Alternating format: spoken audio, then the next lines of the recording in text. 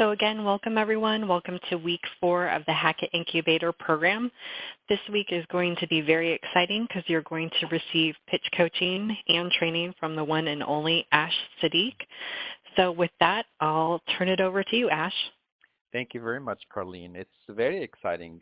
Actually, we did have a session with some people in Asia Pacific, and this is our time here together with people in the U.S., maybe Canada, Latin America, as well as in Europe and the Middle East as well. So very exciting to be with you. I definitely want to acknowledge all the work that's been happening. Definitely this year I see a lot more going on in terms of the rigor and the work you've been doing on the business canvas, the interviews, the extreme stakeholder interviews, and all of that is going to be a terrific backdrop for what we're going to be talking about here, because what we're talking about today is how do we actually tell people the story of what it is that we're working about and tell them that story with as much passion and excitement as we can. And that's really what my intention here is, to spend some time with you today and primarily really thinking with you about how do you actually rock your pitch, whether you have 1 minute or less, 5 minutes or 7 minutes, however long it might be. How do we actually make sure it's going to be an amazing experience for the person listening to us? Because our goal is either to persuade them to invest in the idea or to persuade them to go into Cisco and find other people that can support our cause, or we want them to come and join our cause. It could be any of these objectives. And in any of these scenarios, we always want to do such an amazing job communicating the clear idea that we're working on, the clear pain for a particular target customer audience that is going to make use of our solution, and then what outcomes are they going to have at the very end. So that is really my intention today with you. And definitely, we want to make sure this is a two-way conversation. At any point, just interrupt me, ask questions. Let's make sure this actually gets to deliver on what you're looking for as well. So in terms of our agenda is we're going to actually take a look at a model. It's called the Art of Effective Communication. We're going to take a look what are the components there. And then I will share with you what I developed over the past year to really get people thinking about how do you actually get to find the energy and the excitement behind what you're talking about. So I developed what I'm calling the TIE model for looking at innovation and speaking and articulating clarity about that innovation. And then we're also going to look at another model that I came up with called the Tension Index. This is really more about how do we actually amplify the idea and look at the idea in a very strategic way that will also help us expand the potential value that we're talking about. And then we're going to take a look at the components of the Art of Effective Communication, the different pieces of it, which are the state aspect, the content aspect, and the delivery. We'll look at the secret keys to success. We'll look at the 3 content blocks, which are really driven by working with John Chambers and his emphasis on having a strong open, a strong body, and primarily also a strong close, where a lot of people actually forget to do that. And lastly, we'll look at how do we actually block and tackle as a team, given the fact that this is not just one individual working on the idea. There's definitely a team behind it, and then we need to make sure that when we are pitching, we have a way of thinking about how do we divide and conquer. And the very last thing is some of the next steps that Carlene and Kristen and the rest of the team have outlined for you as well. So with that in mind, let's start by looking at what is the art of effective communication. And essentially the main point we want to make here is that effective communicators do not just look at communication as the content of what it is that they have to deliver. They understand that they have to bring into that conversation an amazing level of energy and excitement, and that's really what we see in the state aspect. And then they look at the delivery aspect, which really brings everything together. The state that they are bringing, the energy, the excitement, the content that they are delivering with all the different data points that they need to be communicating, and bring all of that together. And they start also thinking about, if I want to do an amazing job convincing my audience, I also need to think about what is the way that I'm actually treating that content. Is there a video that I can use, a demo that I can do, a customer that I can bring to the table and have them tell a story? How are we going to actually do it in a way that is going to come across as unique and different and not sort of like the humdrum mundaneness of everybody else's presentation? And then lastly, we always want to make sure that we know exactly what the top question is in our audience's mind, and we want to make sure that we actually answer that question. And in the case of what we're working on here, the key question for them is this idea something I want to invest in or not? Right? So that's really very important for us to bear that in mind. And then also remember that the best outcome for you as a team is to intrigue enough interest that you have an opportunity with this audience that you're talking to, that they want to actually talk with you more. And we're going to see how we can actually accomplish that. So the very first component then is to really think about this person that's standing in front of that audience. How is this person showing up? What kind of energy are they bringing to the table? What kind of excitement and vision are they bringing around the solution that they are going to be talking about?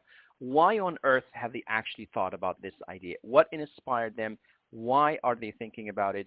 And how much passion are they bringing to the table? Because, as we said when we were doing a preview about this a few weeks ago, we basically said a lot of the time startup teams and innovation teams end up pivoting a whole lot several times until at the very end they have something that goes to market, and that thing that goes to market at the very end is not where they started. So the investors are typically looking at how much energy and metal these people standing in front of them are bringing to the table, and that's why we say they really look at that jockey. They look at the person that is riding that horse, that race horse, and they basically try to think, does this person have enough stamina to go through the race and come out on the other end very successfully? And that's really why we start at this point, and this point is really more about energy. And the energy in my mind, and again, given my own experience working on a startup right now, I find myself really getting excited because I have absolute passion about the end customer, the end hero that is going to make use of the solution that I'm building.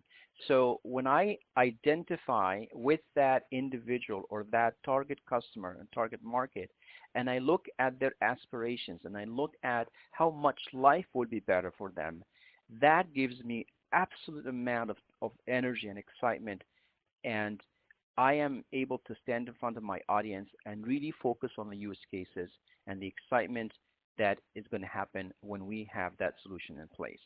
So we basically have to, every single time we talk, we have to keep it grounded in what people are looking for.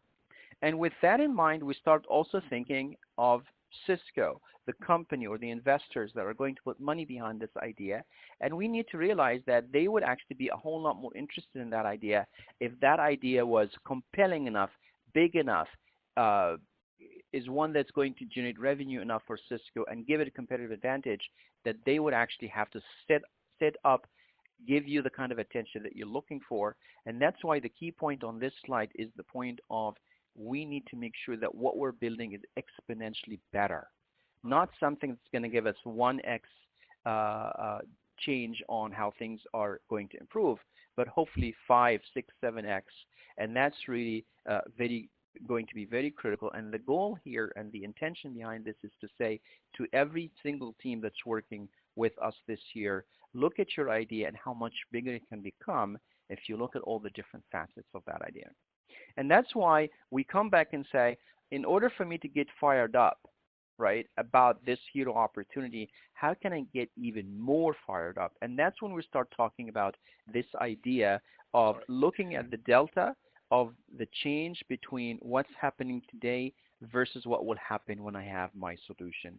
When I look at that delta, we basically think of that delta and how can we essentially amplify the understanding around it, and then also how can we actually amplify it as an opportunity for Cisco.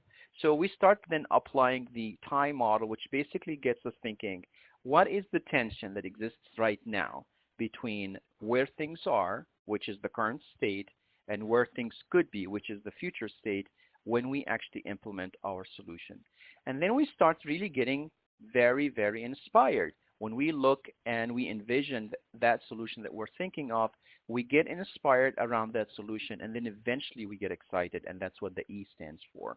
And then when we come and talk about it, we know that we cannot talk about it when we are not passionate, when we are not excited about it. We have to really come to the table and realize that my emotion and my energy is going to make a huge difference in me garnering the attention of the people that I'm speaking to. And then I start sort of overlaying the next level of detail by making use of that tension index, by really thinking about my opportunity. And let's say, we give it a T1 on our chart. We thought about the solution. We thought about the different elements of that solution. And then what I'm going to ask you to do is step back and think about all the other stakeholders that could benefit from that solution: the partners, the customers, the Cisco internal groups, the potential technology expansion, the potential for patents, the potential for competitive advantage. And then as you think about all these different things, the goal behind this is to really see what are the different releases that can happen for that solution, so that you can talk to your audience and tell them, I'm going to talk to you about release 1, but I also want to give you a viewpoint into what the future looks like, so you can understand how important this is going to be over the long term from a strategic perspective, as well as when we think about the payback that Cisco will get out of it. And that's really, we have to apply this idea so we can think big and act bigger around the opportunity that we're thinking about. It's also going to get us thinking more about, if I look at those early use cases that I'm thinking of, again, I need to start thinking, how much more can we bring much better benefits for that end user? And are they relevant enough? Are they relevant enough that the investors, the internal judges, will see my idea as one that has so much more potential than the potential of the use cases that I'm talking to them about right now? And then that helps you differentiate yourself from other teams who may not have done this homework, right? So I'm going to basically really recommend that you think about all these pieces, because that's really what's going to get you to come to this point, which is basically the point where you now have a vision that you have developed, and you have developed it in enough detail that you actually have an emotional charge in your body. And we know what emotions are like. They are contagious. And that's really where I want you to get to. I want you to get to the point where you have endless energy around your idea, incredible level of excitement. And then as you think about all the different levels of detail, you start developing enough language that you can actually win others over, because you have so much detail that you can deploy whenever you need it, depending on how much time you have. And we will actually see how we can customize what we deliver based on the amount of time we have. But we come back to the whole idea of emotion, and it's the fast lane to the brain. If I communicate with passion and energy, my audience is highly likely going to put their phones down, are going to focus on me, and they're going to listen to the message that I'm delivering. And then myself and my team are going to be able to capture that audience's attention. This is very critical. You know how fast that pitch is going to go. And if you're able to command their attention with your presence and your energy and passion, then it's going to be an incredible outcome for you. So that's the piece on state. And I'll pause here and see if you have questions before we move very fast into the other pieces.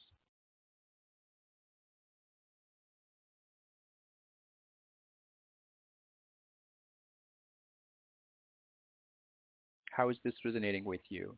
How do you see it helping you? Ash, this sounds all right actually, but there would be some differences whether we are presenting face to face. It's easy to show the energy and excitement when you are, face to face presenting something, but over WebEx, it's slightly trickier. Any tips for that? It is challenging, and to be honest with you, what I'm doing right now, I'm actually standing in my office. I've got the camera on. I exercised before coming into the call. I thought about what I'm going to be doing today. So you can definitely have your own routine as best you can. And I think what we did last year was basically, and we'll talk about this, when we get a chance to work together as well on one-on-one, but we actually came up with the idea that we can take the pictures of the judges and put them on the wall, so we can actually get a sense of who we're talking to and really get to feel as much as we can in this virtual environment the fact that I'm talking to Sandy and Kathy and Don and Jim and Charles. and I can essentially then do my intelligence gathering about each one of them, use your directory, look them up on LinkedIn, do enough research about them so you can actually use their names and let them know that you've done that homework, right? So you can definitely do some of that work. Yeah, that might help actually. That's Yeah, a good tip. Thanks. definitely. And no, because we all have that challenge, definitely. Fantastic. Any other questions?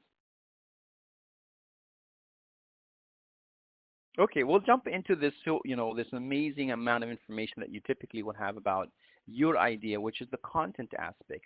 And what I want us to understand that for the most part, most people will basically think how many slides, and they're going to get sort of mired into that discussion. And I'm basically saying this is really what a lot of people do, and I want you to look at that as the old way. And I want you to then come back and actually look at the data that you have and basically tell yourself that's just half the story. What we need to do is really focus more on what the outcome is and then come back and say, well, how much do I need to have on the slides and how much voiceover, commentary, and color can I add to that? And I need to also apply the idea that less is more. So I would actually tend to say, have far less slides than other people and make sure they have enough guidance in that set of slides that will tell you how to do what you need to do. And we'll see how we can break down what are the different elements that I need to have in my pitch. Because I need to understand that it is more of a head game. I need to speak to the questions that are on their mind a whole lot more than what I have on my slides. And you'll see that in a lot of cases, once you start talking and presenting, a lot of investors will stop you right then and there because as soon as you start giving them enough data, they start engaging with you. They are much more interested in a conversation than a presentation. And I need you to be a whole lot more ready for the conversation rather than the presentation. And when I'm coaching leaders at Cisco on communication skills, we really start thinking about this whole shift in their mind because there's so much PowerPoint at Cisco. We're using one right now, but definitely your goal is to really get them interested enough that you actually start having a conversation. And when that happens, then it's actually magical, right? So I realize now that my designer kind of made a few errors here on this slide, but essentially the first part on the pitch, when we think about the pitch elements, we're looking at articulating the pain that our hero is experiencing. We want to articulate the benefits. We want to start talking about the product and the solution that we are building with a very clear set of use cases. And I noticed that some of the work you're doing could definitely benefit from getting much more clear on what those use cases are. And then if you have a product demo, you may have a recording of that for the sake of time, but definitely you also want to focus on what's unique about the technology that you're building. The second part is you expand that a bit more, and I know you've been doing a lot of work on the business model canvas. You're going to start talking about the business model. You're going to talk about some customer traction if you've done some of that, validation if you've done some of that. How big is that target market? You're thinking about what is the competition that exists today, what other solutions exist, is what you're building going to give Cisco a competitive advantage, and how? And then lastly, I believe the very last box should really be talking more about addressing a Q&A portion in that discussion, and then hopefully garnering an opportunity to have a follow-on conversation with that audience. So with this in mind, we then look at what are the different data sources that you have. And of course, I mean, this year in particular, you've been doing a lot of work on the business model canvas. You've been thinking about the extreme interview questions and extreme stakeholder interviews and the customer journeys that you're thinking about. As you think about all those different pieces of data and you now have so much knowledge and so much content, then we start thinking about how can we get very selective around our language, and we start thinking about what are some of the effective ways to communicate what we need to communicate. And what we've seen happen, like in this case, we're basically saying we want to be able, despite the amount of data that we have, we want to figure out how do we net what we're working on into a single sentence. And we really leveraged the example that Steve Jobs gave us when he was introducing the iPod. And then eventually, at the end of his presentation, he said the sentence, "This amazing little device holds 1,000 songs, and it goes right in my pocket." And we actually see him on the stage literally taking that iPod and putting it into his pocket to demonstrate how much power this tiny little device has basically put together. I actually took the same idea and I applied it in my own business, which is called Best Cash, and I came up with a sentence that communicates what the value of the solution is going to be that I am building in the startup that I'm working on. The recommendation that we're making here is that we want to come up with something similar and come up with a sentence that will communicate to people specifically what it is that you're doing in a way that they will actually understand. They can essentially figure out what is exactly what you're telling them, what the key benefit that they're going to get out of it is. And with that in mind, you have something, very short that you can say it whenever you have a chance. If somebody asks you, what is it you're working on? And you can give them one sentence that tells them what the major payoff is going to be.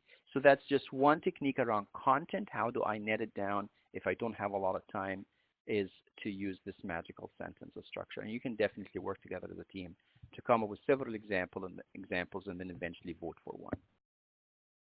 Then when we look at the delivery aspect, we start again looking at how we can make use of different strategies to really summarize what we're working on in a way that allows us to actually have an elevator pitch that we can use. If I have 1 minute or less sometimes, I can definitely apply that. And we see the quotation here on the slide says, if you want to succeed, you must intrigue. And that's by another expert on communication, Sam Horn. And what she basically means to say is that you want to be able to say something that will get the other person to say, wow, that sounds interesting. Can you tell me more? If you are able to intrigue them, you have actually an opportunity to have a follow-on discussion with them where you can actually spend a whole lot more time and have much more of a chance to really get them to support you. So how do I actually create that elevator pitch if that's what I have to do? The best elevator pitch essentially, again, will create intrigue. It will tell a story. It will explain the hero's pain.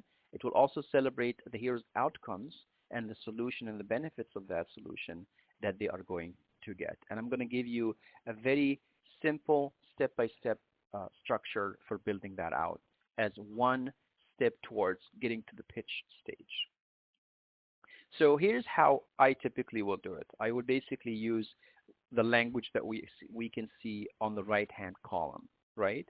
So I will start by saying, do you know how some people at Cisco are struggling to get access to HR information?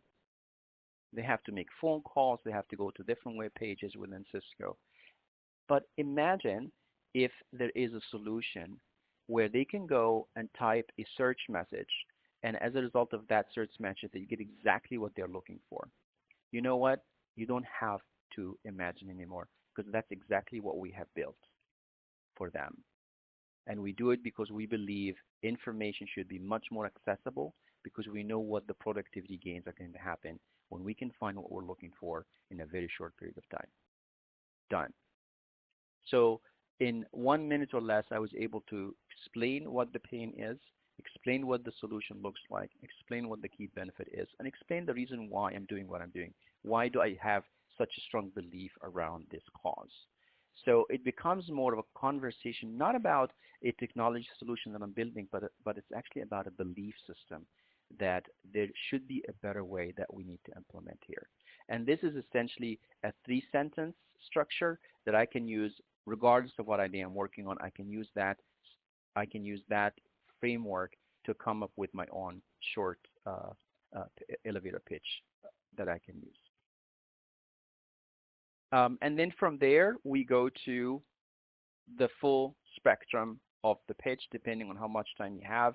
And again, what I've actually seen some people do with anything in our lives, we can talk about it in 1 minute, we can talk about it in 5, in 7, in 30, in 60 minutes. We can talk about it all day. And the experienced speakers will go through practicing so that they can expand or contract the amount of time and the amount of content based on how much they're being given. And based on that, they can still achieve a communication objective of getting a point across to their audience and hopefully getting a response back.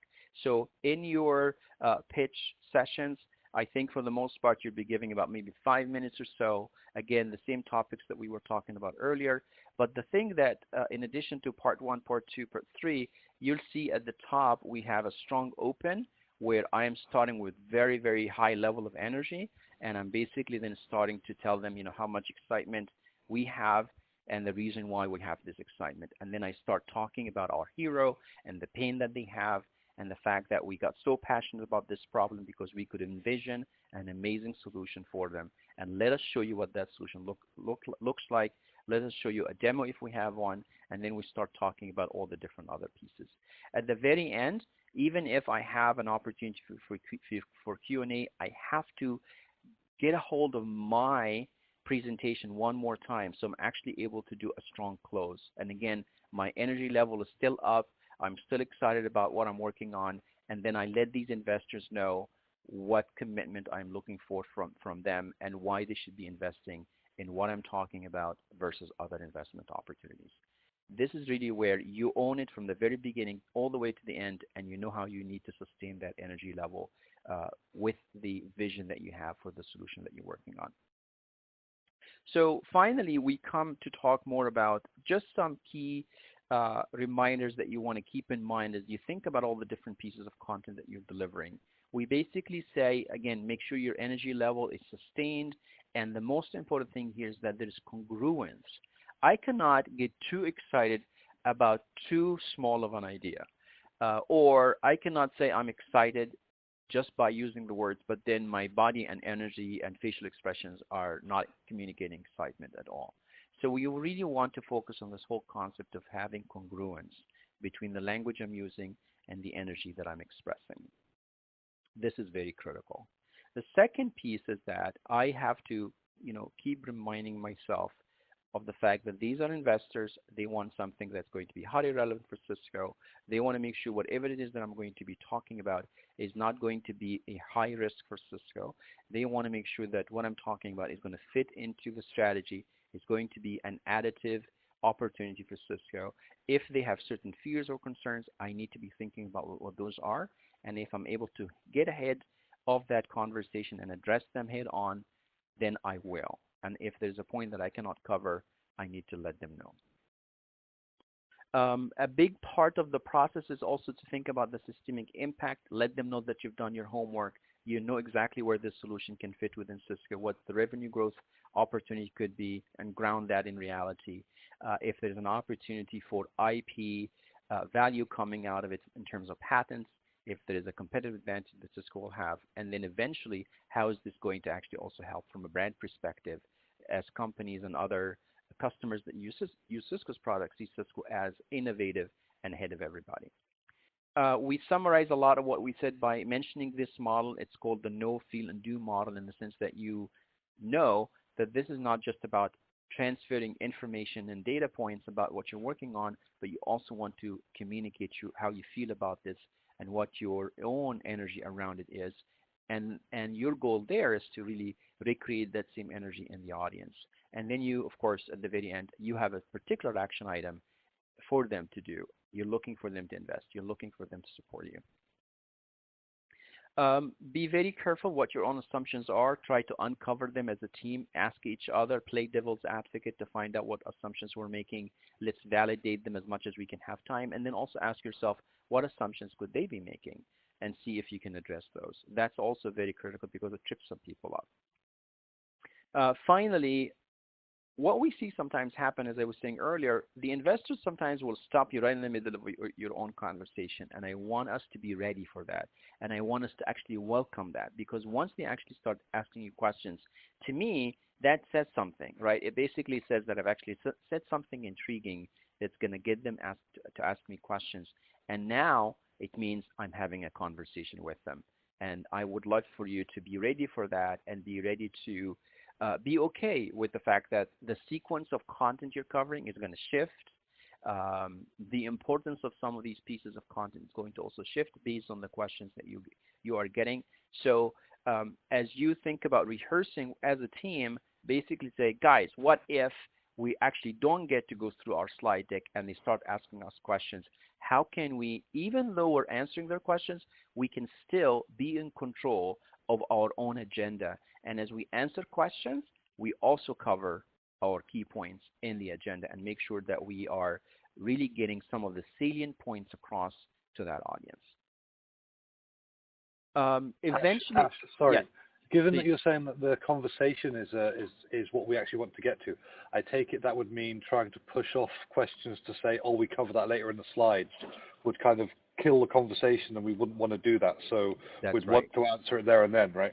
Yes, beautiful, beautiful. Yes, exactly. So I think what you do is you definitely do it more as a conversation and forget the slide, because they're asking you and they're talking to you. This is fantastic. I think that's a fantastic thing when it happens. So I love what you said. Yes, that's what I would recommend is forget the slide. Just talk to them. It's just a human being to human being. Slides were invented when? So yes, definitely. And then that also kind of reminds us that as a team, we need to be able to adjust to the environment, and everyone on that team needs to understand the content fully. So if one person sort of cannot remember a particular point, you can basically say, as Khan here was talking, I'd love to highlight another idea, and then you step in and you take the floor because you practiced that you can actually support each other in that way. Assign a primary and a secondary subject matter expert for each one of the topics. Again, your goal is to be up and be ready to deliver whatever the circumstances are. And then in the I last, have a question. yes, please. Uh, I came a bit later. I don't know, maybe if you talked about that in the first 10 minutes. Yes. Will you do a dry run with us in regards of our presentation? Yes, we have that. We have that in the plan. Yes. Okay, thank you. Sure, sure.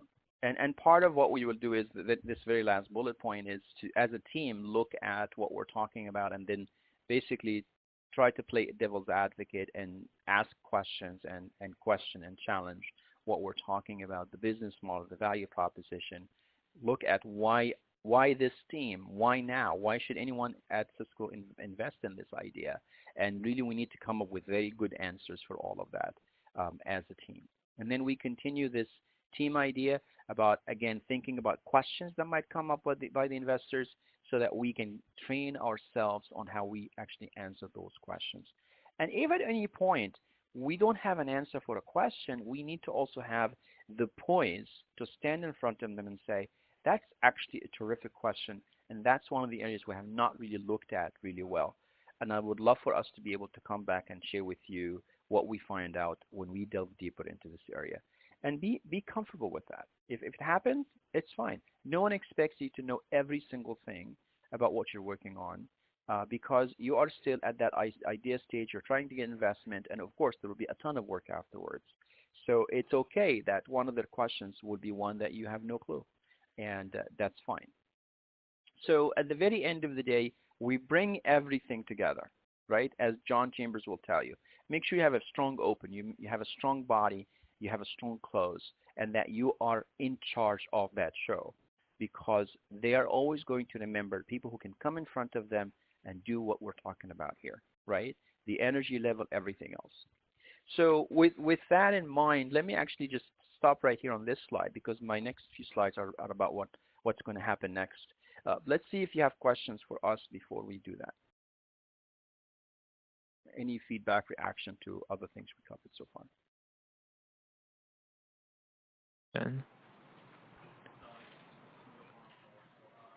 So my question was, in terms for the finals, do we have to think about how much investment we'd need from Cisco for the idea to go ahead, whether that's financial or human? Yes, definitely. My recommendation is that you actually have a slide that's talking about what your ask is. And you may think of your ask in financial terms, in other terms as well, but at the very least have several blocks on that chart that basically says, here's how much money we need, and by the way, when you give us this money, here's what we're going to do with it, right? Because they would want to know that. Sure. Yeah. Cheers. Thank you for that. Sure, definitely. Other questions?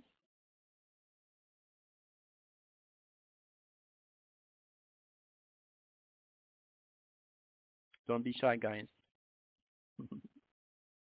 Okay, so here's what we're doing next week when we come into San Jose. So we're going to be there for 3 days. On the third day, that's when we actually get to work together with you, particularly on the pitch. And we'll actually have 2 rounds of in-person pitching and getting feedback, not just from me and Carlene and Kristen and other people on the team, but also from other fellow teams as well. And we will actually have a feedback worksheet that we will use to be able to not only give each other verbal commentary, but also you'll get a chance to actually write down some of your ideas that you want to share with the team that's presenting, so they can take these sheets and then they will actually go sit in a corner, digest all this feedback, and get ready for a second round of pitching in the afternoon, so that they can take that feedback, come and deliver it, and also see how that showed up, and then we can also give them a second level of feedback as well. All this with the intention that eventually, by the time you get in front of the investors, you've done all the different steps that you've done all the way to next week's sessions, and then we'll do the one-on-one coaching with me, as well as some of the dry runs. We'll make sure that we give you as many chances of practicing as possible. So that is really our intention. And I think the very last slide here is talking about our next steps. So you'll see us working with Carlene and the rest of the team to make sure we get a lot of these things scheduled. And we'll see each other next week. You have access to me on WebEx Teams via email and via phone or text. So definitely we're here to support you, and I'm very excited and look forward to working with you. And Carlene, I'll pause here and see if there are other things that we want to cover.